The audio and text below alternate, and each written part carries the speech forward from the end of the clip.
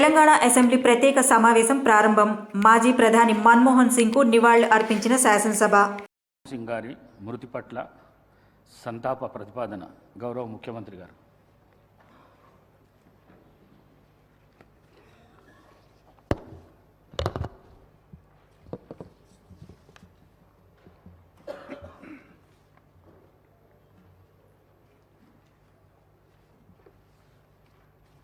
అధ్యక్ష, భారత మాజీ ప్రధానమంత్రి డాక్టర్ మన్మోహన్ సింగ్ గారి మృతి పట్ల ఈ సభ తన తీవ్ర సంతాపాన్ని వ్యక్తం చేస్తుంది. శోకార్తులైన వారి కుటుంబ సభ్యులకు ప్రగాఢ సానుభూతి తెలియజేస్తుంది.